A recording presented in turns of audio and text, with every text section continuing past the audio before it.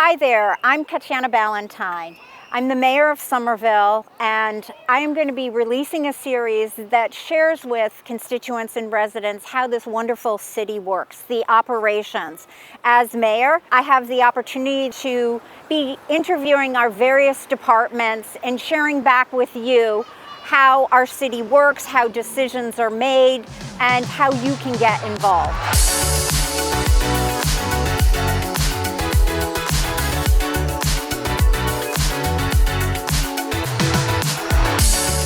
Hey, Brad. Good morning, Mayor. How are you this morning? Good. It's a nice sunny day. So, as mayor, I hear a lot about walking or biking or even driving here. I hear about the safety of our streets. So, what do you hear? Mayor, that's a great question. Like you, city staff hear from our residents, from our elected officials, our business community, and our nonprofits every day about street safety.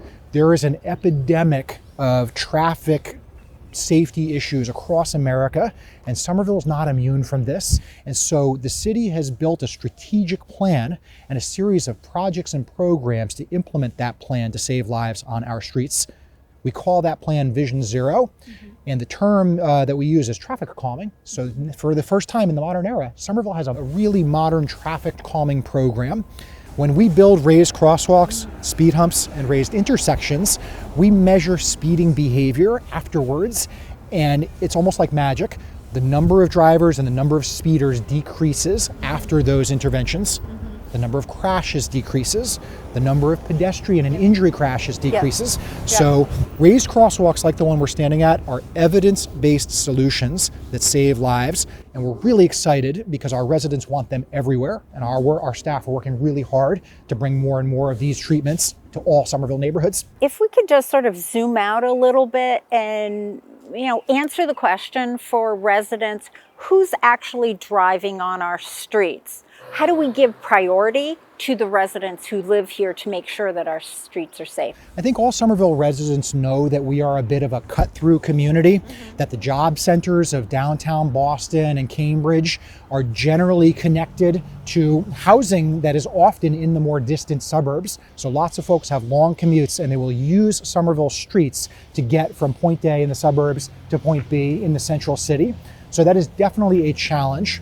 Those challenges have been magnified in the era of navigation apps. The computers essentially are routing people away from the highways and through our neighborhood streets. That is definitely one part of the problem. Another is the delivery economy. The delivery economy has transformed mobility and safety issues. We have more delivery trucks, more delivery vans, food delivery services, parcel deliveries that are also using our streets. Cities like Somerville are now using cell phone data to try to understand where folks are coming from, where they're going.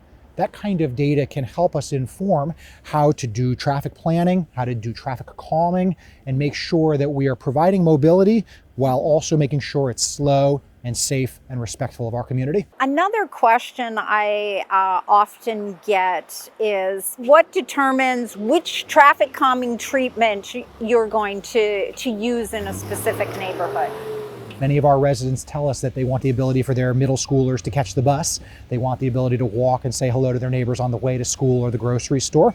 So by building raised crosswalks, speed humps, and other traffic calming, that's part of a solution to take back our streets. We typically will prioritize places like our schools, our places of worship, our parks, community path crossings, housing for older adults. Another important thing that you asked is, how does our city staff decide to build a raised crosswalk in one location and a speed hump in a different location? If you have a crosswalk, it must be accessible. It must have the proper grades and slopes so that somebody pushing a stroller, using a wheelchair, or a motorized scooter can cross the street safely. And so that's why we would use a flat-topped raised crosswalk table like the one you see here. If we are in the middle of a residential block, we have locations where there are not crosswalks. And so that's where we would choose a speed hump in that mid-block condition to keep speeds nice and slow. All the research around the country and here in Somerville shows that when we build a network of traffic calming, meaning speed humps, raised crosswalks, and intersections, that's when you get that slow, steady, sustainable traffic calming benefit. all of Cross Street now has traffic calming about every 300 feet or so. And we are seeing that speeds are lower. Folks are telling us they feel safer as a result. One of the many questions I get is about this painted white rectangular box with the diagonal white stripes. Can you tell us what they're for and how they help save lives too?